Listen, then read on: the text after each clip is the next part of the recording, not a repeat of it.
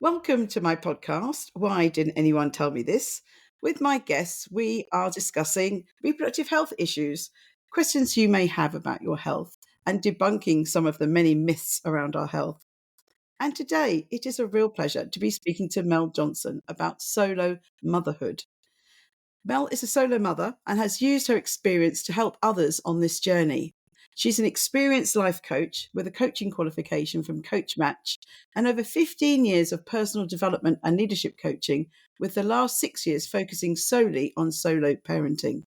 She uses the blended approach of coaching, research based information and resources, and personal insights from her own journey to provide support, to explore options, and to help support those who are deciding to go down the same path.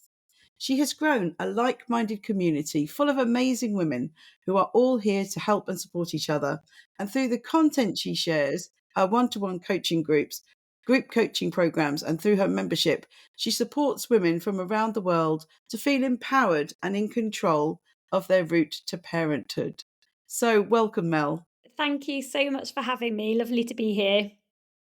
Now, as always, I always start with asking my guests to tell me a little bit about themselves and what led you to decide to become a solo mother. Yeah, so basically, I split up with a long term partner when I was 29. And I thought, okay, that leaves me enough time to meet somebody else. You know, I thought that we would get married and have children, but I thought, okay, well, I've still got time to meet somebody else and follow that dream. I then started dating. That didn't go well. I met lots of lovely people, but just nobody that I envisaged settling down and starting a family with. So I was living an amazing life. I lived abroad. I had an amazing friendship group. I was traveling. Everything was great. But I had almost like a low level underlying anxiety all throughout that but what if I miss out on the opportunity to become a parent? And that makes dating harder because then you've got that pressure when you're trying to meet somebody.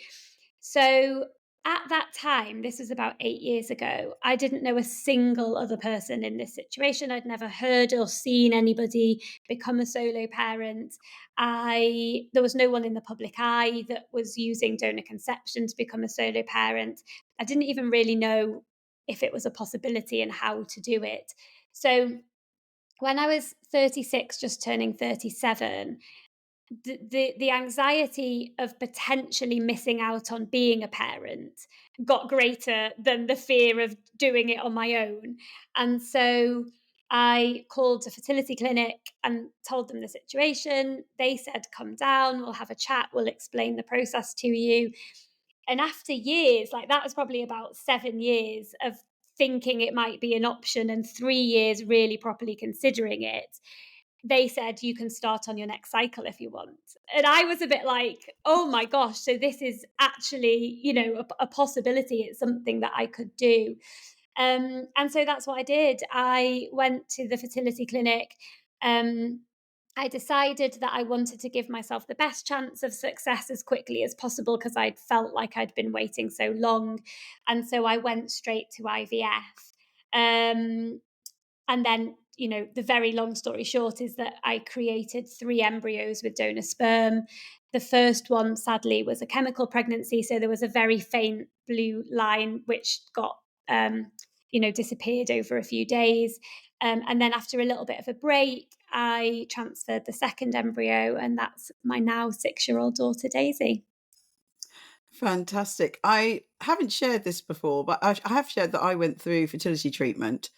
But I don't think I've shared that I split up with my long term partner at 32, and I met I met the person who was the father of my children at age 35, and it's difficult decisions and discussions for sure. And I said on the first date, I said, I want children. If you don't want children, don't go there. So I have shared that before, but I haven't shared that I actually, in those intervening years, asked two male friends of mine, if they would father Mm. my child if I didn't meet anybody. And I was absolutely prepared to go down the solo motherhood route. So that was, I'm 61. So that was a long time ago, 30 years ago. Yeah, I was definitely thinking about it, but as you say, so few people. Recently, it's become much more popular, and I'm really pleased about that. That women are not missing the boat. But it was absolutely on the agenda for me. yeah. I was going to do. I was going to do it with friends, but then I met somebody, so I didn't. So thank you for all the work that you've done in this space to really make this such a important discussion that's now on the table. Now let's discuss some of the issues that you may have had. So what were some of the biggest challenges you faced during your decision making process? So for me, and I think so common with many, it was letting go of the idea of how I thought I would become a parent. So, you know, I grew up in a time, as many of us did, where happily ever after was portrayed as, meeting the perfect partner and having children together. All the books I read, all the films I watched, that just reinforced that. I just had a belief that that is how I would become a parent, and I didn't even really question it. I never thought, "What if I don't?" I just assumed that I would. So letting go of that idea of how I thought I would become a parent and embracing a different way, which is, in at that time, I thought won't be as good. And I didn't have any reference point to show me that it could be as good. And that's why I do what I do now, to say, pardon me, it can be as good. It can be better. It depends on who your partner is, I suppose. So letting go of that fairy tale idea of how I thought I was going to become a parent was definitely the hardest part for me. Um, I'm in a very lucky position that I had a good job, I had savings, and therefore financially I was okay, because that's another tough decision, like, or tough part for a lot of people. Luckily for me, that wasn't so much of an issue. And then it was, am I going to be able to do this? Because parenthood is the one thing that you can't try it out, you can't see how hard it is, you can't test the waters, you just have to go for it. And I think that when you're doing it in a couple, what I see is that there's almost just like this belief that we will be able to do it. Whereas when you're doing it solo, I think there's a lot more consideration on, will I be able to do it? Or will I be able to do it on my own? Um, and who will I have around me to help me do it, and what will that help look like? So just making sure that you're really sort of set up, and again, I'm in a really lucky position where I'm really supported. And when I look at it objectively, think that I've probably got it easier than lots of people in a partnership, because I've got such good support around me. um, but it was the reimagining how I thought it would be.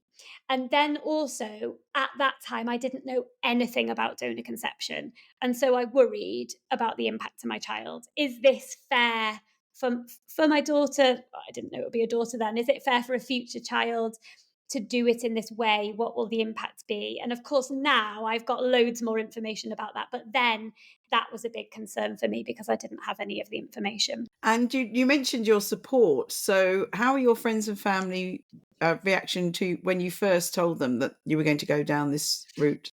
So I think they all just wanted me to be happy. They knew that I really wanted to be a parent. Some of them had been on my dating journey with me. Honestly, I think partly there was a relief. They're like, "Oh yes, this will get you where you want to be, hopefully." So overwhelming support, to be honest. And I think people realised that it was the right decision, realized it was time. If I waited any longer, that I might miss out, and they knew that that wasn't something that I wanted to consider.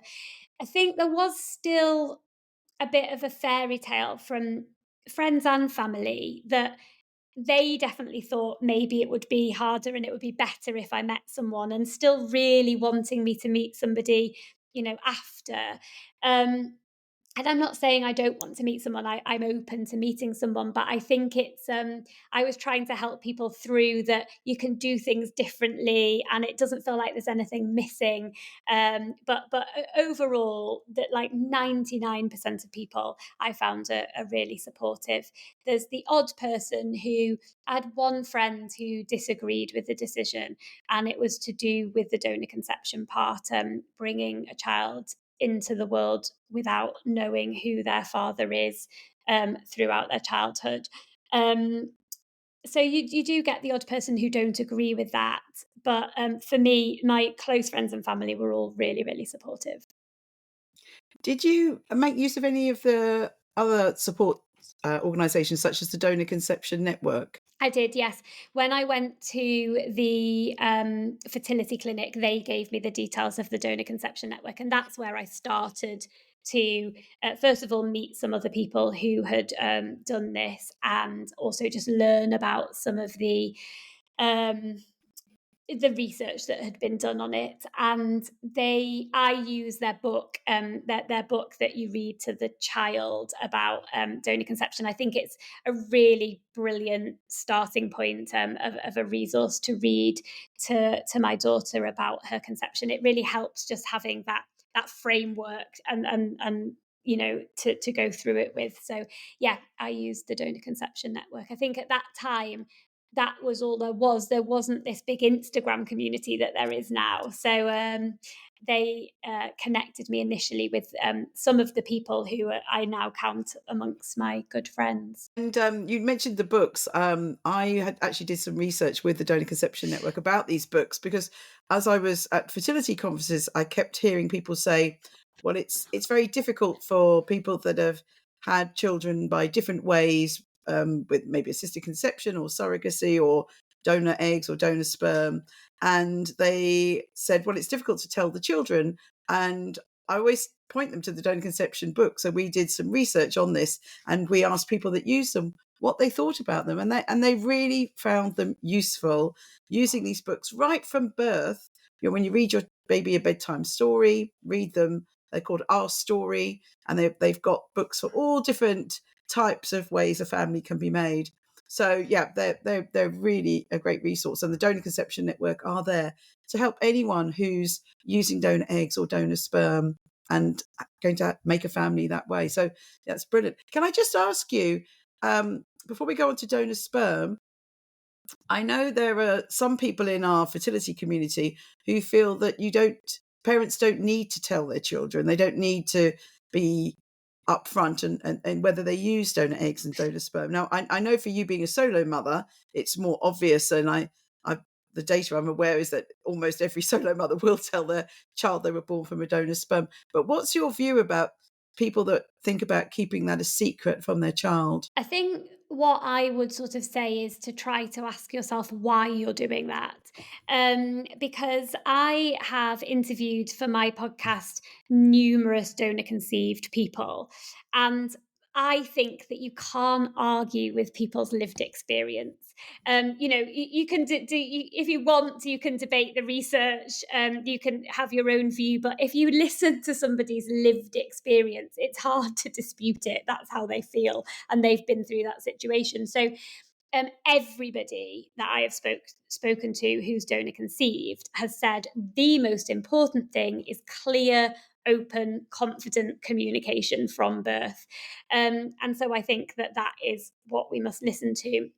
What's really interesting is what you said about the solo parent element. I have interviewed many donor conceived people who've been raised by solo parents, and they've all said their mum talked to them from the beginning, and sort of instilled a level of confidence about this path to parenthood because of the way that they talked about it, and they normalized it, and they're like, this is my normal. I don't think it's unusual. This is just what I've grown up with. There was one interview that I did with somebody who wasn't told about her conception, and her parent was a solo parent. And I said, but how does that even work? Because so then what was the conversation? How was the explanation that there was no father in your life? And she said that they just didn't ever talk about it. And she had a very different experience than everyone else I've interviewed. And I think that, just reaffirms the importance of starting early and continuing the conversation in a very it can be a very casual way. It's just part of who our family are. We can talk about it openly, and it doesn't need to be like a sit down serious conversation. So I think even for solo parents, talking consistently about it, I think, is important. But where it's easier to not talk about it, where there is a father in their life, because it's a sperm donation has been used in a heterosexual couple. If you ask any donor conceived people, it's the honesty, because what people feel most frustrated about is deception, having something so big kept from you. It makes it feel like it's shameful. It makes it feel like it's something that's a secret that shouldn't be talked about. So I think I try to make it something that's not at all shameful. It isn't shameful, and that it's just our situation. This is how it is, and all the work goes from me to my daughter, that she feels confident about it. She feels confident to discuss it with other people. Yes, very well said. I've also heard from people that they found out during a divorce or a death of somebody. I know people that found out during the reading of a will, and or an argument between parents. As you said, that's not the way to find out. And I think honesty in any Mm. family is really important. So as soon as I've been working in fertility, I've always felt that everyone should be honest in how they've made their children. But so many of my colleagues in sort of 10, 20 years ago said, oh, no, no, they don't need to tell. So I've been on a bit of a crusade to try and make sure people do be honest with their children for sure. Now, the controversial part, Mm. the sperm donor, finding the sperm donor. So um, can you just tell us about the different ways someone could use a donor? So you went to a clinic, but what are the other ways of doing this? Yeah, I never thought that I would spend so much of my life talking about sperm. I'm constantly talking about ways to find sperm. So there's sort of, I would say there's three routes that certainly solo parents use, but possibly anybody.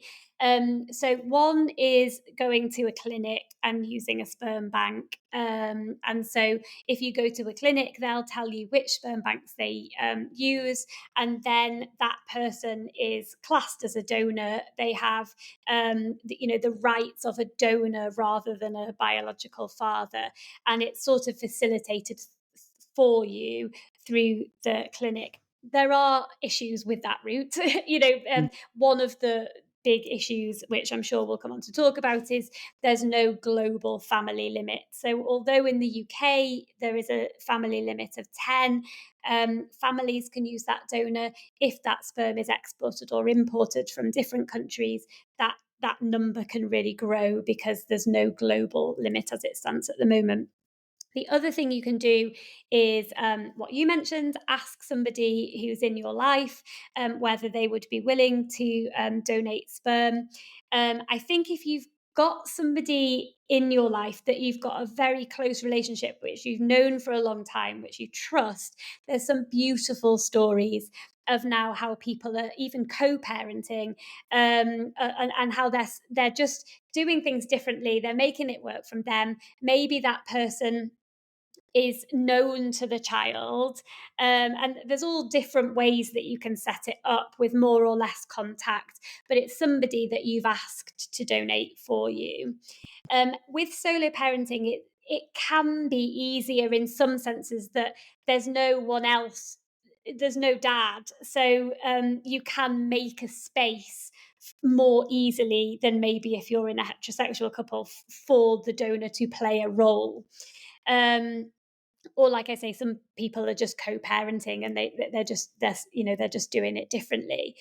The third way is like more informal sperm donation, where you're trying to find somebody. So you haven't maybe got somebody in your life that you know, but that you're trying to find somebody who would be willing to donate.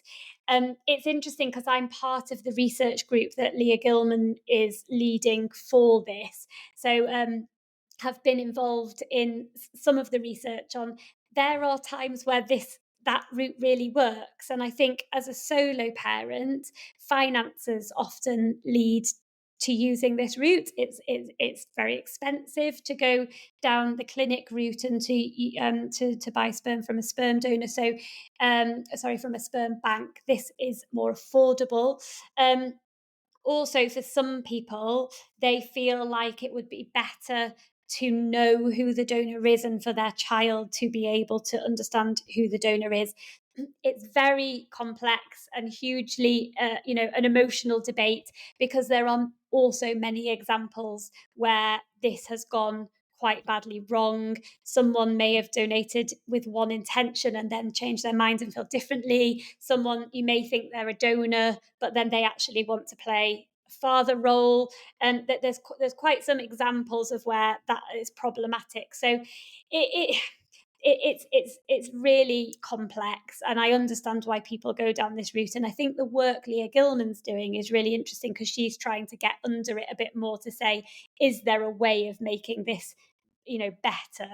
Um, so I used the clinic route, and used a sperm bank that was part of the clinic that I used. Yes. Let's go and delve a A little bit. lot. Yeah, let's get there's so much there. There's so much there we could unpack. So I would always recommend someone goes to a clinic either to get a donor from the sperm bank, or with their known donor to still there is the option of Yeah. still going via the clinic. And the advantage with the clinic is that it's all very tight legally. So the donor will not be the legal parent of the child. They have medical tests done. It's all very neat and tidy. But there are obviously different disadvantages. You've talked about the cost, but also something I found frustrating for some couples is that, or people, is that you only now, I think it was 2005 or 2000 or earlier than that, that in the UK now you can now trace the donor. So they are now not anonymous donors anymore. They used to be anonymous donation before that. So before, was it 2005? It was 2005, I think, wasn't it? That the law changed in the UK. So before that time, and in many countries still, if you use a sperm donor from a clinic, you can't find out any identifying information about that donor. So you mentioned co-parenting. If you want to introduce your child to the donor and at least meet them, they don't have to co-parent, but you can't do that now in the UK until the child is 18. And yeah, there's so many complex issues around that. But you mentioned about co-parenting. I know cases. Two of my friends co-parented years and years ago, and one of them's got grandchildren. They all get on fabulously. There are some beautiful stories about that. And the advantage of going through an introduction website would be that you could co-parent from the start. But as you said, it is a bit, there is a bit murky. There's problems with legality. The donor might not be who they say they are. Some of them, we've been told, asked to have sexual intercourse. They actually have a term for it, natural insemination. So they coerce the women and say, well, you'll get a much better result, much better chance of getting pregnant if we have intercourse, which is obviously totally unacceptable. And then on Netflix at the moment, well, there's a couple of documentaries related to this.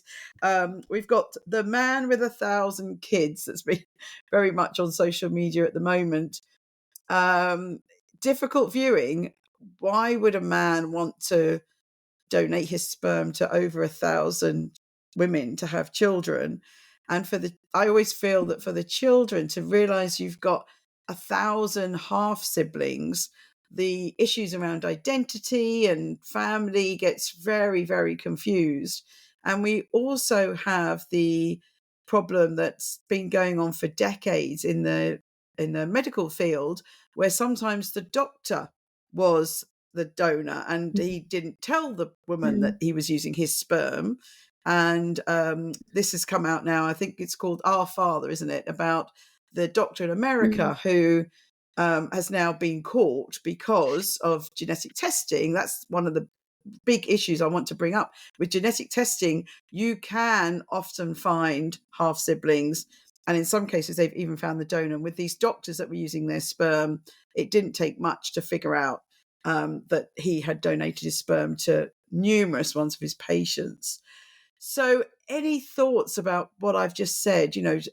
How careful do people have to be about meeting somebody online? Yeah, I mean, it's so hard, isn't it? Because I think I saw a clip of the guy from that had, was the donor for 1,000 children being interviewed, and the interviewer said to him, "Do you think that it's problematic for the children that they have 1,000 siblings?" And he said, "Not at all."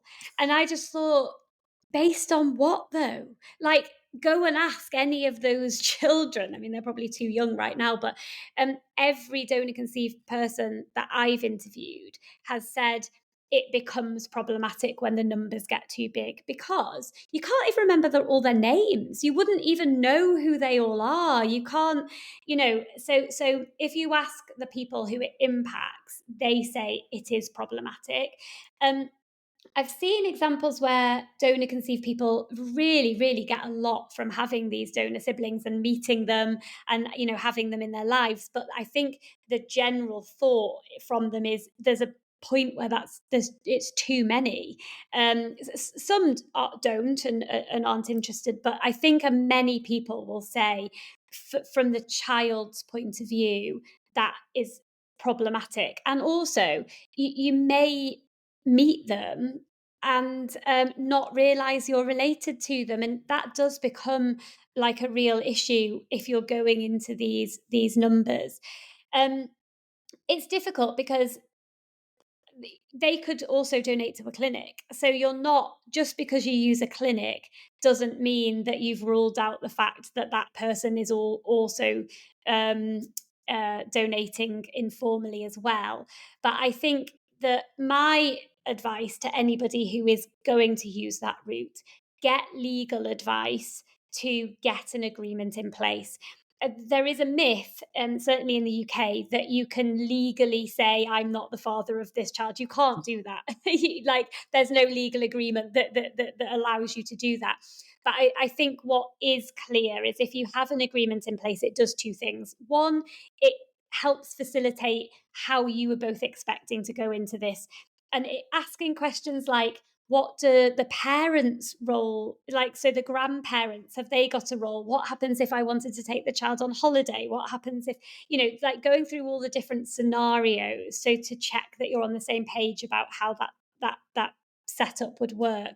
And the second thing is, if there is a dispute, although it's not legally binding, I think it's good to say this was the intention we went into it in, as a starting point. So yeah, I think if you can get that facilitated, and there are companies that do that and draw up a known donor agreement, I think that's one of the things that you can at least do, and just try to get to know the person as much as you can.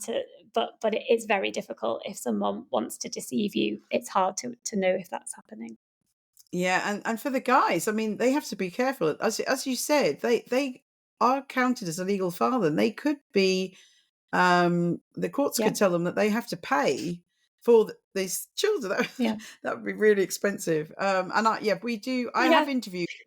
Yeah, I have interviewed one of the guys who did donate to a lot of women, and I really don't quite understand their motivation. But I haven't watched the series yet, so I'll have to mm, see what.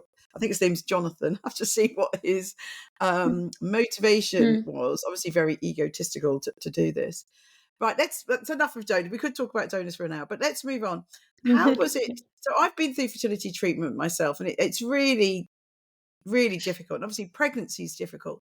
So, what was it like going through these medical procedures and pregnancy on your own? So for me, this is something that I try to help people with, because I think that a lot of people assume that it'll be harder going through it alone than it will be with a partner. For me, I was actually really excited. I was like, finally, I'm getting to where I want to be. There's an option for me. I feel lucky that I live in this country at this time, and this is available for me, and privileged that I've got the finances to do it. And I felt like finally I had a plan and an answer, and I was moving in the direction I wanted to move. So there was an element of, as a solo parent, this was almost like quite empowering and quite exciting, as opposed to, if I had medical fertility problems and it felt like it was something that was more difficult. Now, don't get me wrong, it was an emotional process. It does take an impact on you, so I'm not underplaying it, but I think that there's sometimes we believe it will just automatically be harder on your own.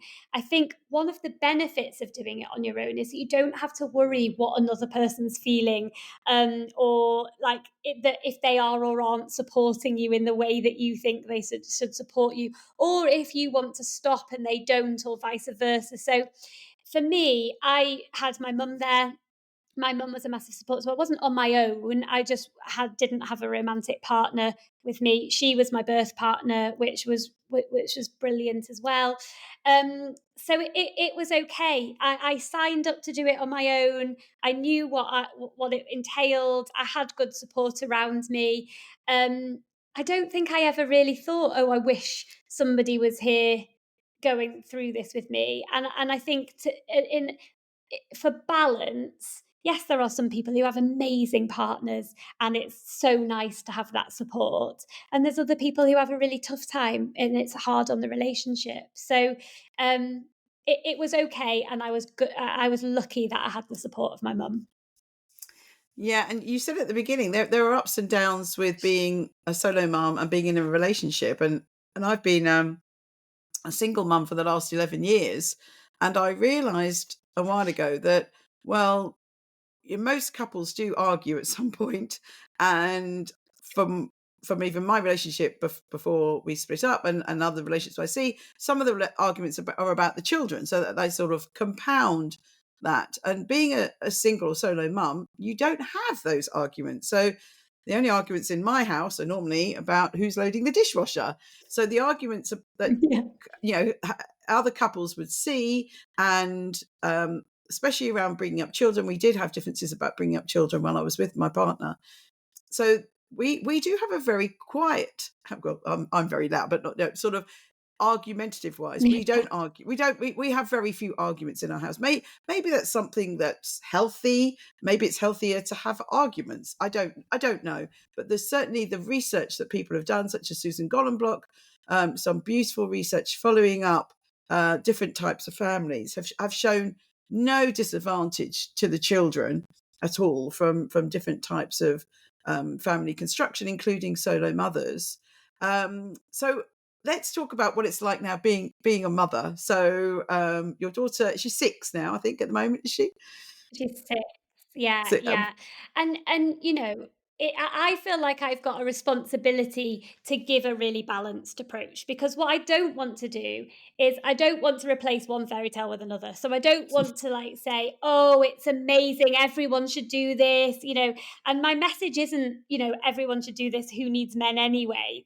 That just isn't the message. The message is, if you're in this situation, this is an option for you. This is what it looks like. So I would say, in terms of a balanced view, being a new parent is hard.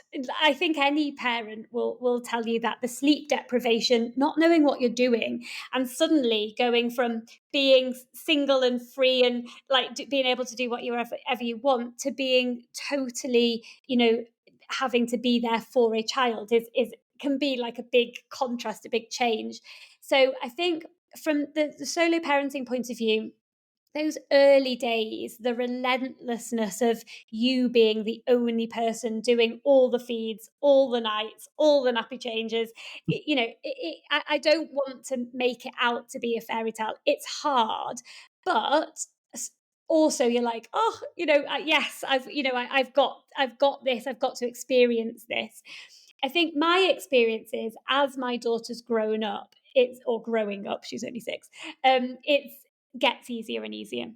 So they get more independent and you start to get a little relationship with them. And what I love is that there's no third party like to think about that relationship. So you just focus on you and them. And I think so many solo parents say we've got such a good connection because we spend so much time together. It's the two of us.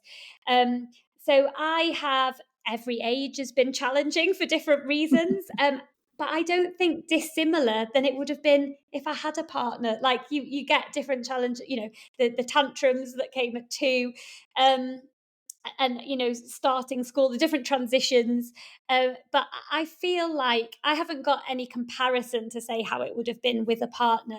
But I think a lot of those things I would have experienced with or without a partner, because I do feel like I've got such a good support network. I do get help with things. It's not only me. I don't feel on my own. I feel like supported by quite a few different people. So it's been amazing. It's like I say, I feel privileged that I have had the opportunity to take this path. Watching a little person grow up, being part of that, yeah, amazing. But I don't want to pretend it's a fairy tale. Like there are times that are tough, but it's totally worth it. But as you said, women in your situation, and I was almost there as well. My advice then was you've got a choice, especially nowadays. You've got a choice. If you really want children, then the solo motherhood is absolutely a valid route to take. If you want to Yeah. wait, then you can do that. But as you said, our fertility is going down. You're around that age where things start getting really important. I was when I started trying to have children as well. I was 35. And we've got to be aware that we might miss the boat. And we all know many people that miss the boat. We're going to have a podcast on childlessness with Jodie in a few weeks. So um, it's decisions, and they're tough decisions, but it's great that you've been putting so much useful information out there. And your podcast is called The Stalk and I. So if anyone's wanting to go down this route, then please check out everything that you're doing and follow you, and you'll hear many different voices around that space. Can I ask a tricky question?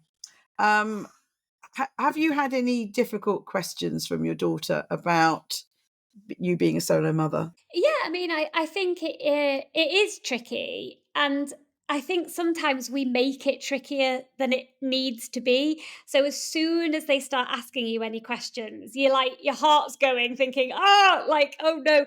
And I interviewed Dr. Anne Lane for my podcast, and she really helped me with this because what she said is, as a parent, our role isn't to um, shelter our children from any difficult experiences. Our role is to help them through difficult experiences. And so, what I've now see is that however my daughter feels about being donor conceived, I'm there to help her through that. So at times, maybe she's not happy with it, maybe she's upset with me, and that's okay. She's going to be upset with me for numerous things, I'm sure, in the future. But my role is to help her through that. So there has been a time where she said, I wish I had a daddy," and I think that's quite common. I know a lot of solo parents whose child has said that. And it's about understanding what's triggered that. Is there something that and often it's seeing other people interacting with their dad and feeling like they're missing out on something. And it's like, okay, how can I try to make sure that they're not missing out on whatever they think? But it's allowing the space and the confidence to be able to say, this is how I feel, and not trying to dismiss it. So there's a tendency to almost be like, but you don't need to worry about missing out because you've got me and you've got granny and granddad, and it's trying not to jump to that and say, talk to me about it. So why are you feeling like that? Let's talk it through together. And I think that children, everyone's different, aren't they? But sometimes they just want to fit in and be the same as everybody else. And so some children have said to my daughter, you must have a daddy. Everybody's got a daddy. And then she's like, Mummy, they're saying I've got to have a daddy. So, and for me, it's like saying, okay, let me help you answer that question. So if people say that, what you can say is, actually, not everybody has to have a daddy. I've got a donor. And as she grows up, she will understand it more and be able to explain it more. So there are difficult questions. Other children ask difficult questions as well. So older children sometimes are like, "Where's their dad?" or "Why aren't you married?" Or and you're like, again, it can take you off guard. And I always say, almost like prepare an answer that you can calmly say, and this is the response I'm going to give. And if you don't know what their parents will be happy with, you can sort of say, let me get your parents to answer that for you. So there are times, but I think it's just giving it space. Yeah. And you're doing a brilliant job answering those questions with honesty. I think it's so important. Now, I've called my podcast "Why Didn't Anyone Tell Me This?" And through the many women that you've spoken to and your work as a coach, have you heard women say, "Well, I didn't realize, I didn't know that before. Why didn't anyone tell me this?" What did they ask? So many people saying I didn't know this was an option. So it's still, even now, people saying I didn't know it was an option. So why is this not more widely spoken about? I think something that actually you and I have talked about in the past, Joyce, and you came on my podcast, that just the fertility stuff. So why did people not tell me I could check my fertility? And I know it's not a perfect check, but like that, I didn't know there was any test I could have to check my fertility. Why did people not tell me that I needed to think about getting pregnant, not just not getting pregnant? Why didn't people talk more about, the impact that age has? I didn't know we were born with all of our eggs, and like all of that education that you really talk about. And I often direct people to you, because as a coach, I shouldn't really be giving my opinion. So instead, I give your opinion. So when people say to me, I'm 39, I'm thinking, let me wait another 6 months, and I'm like, listen to my episode with Joyce Harper, because you're very clear to say don't wait.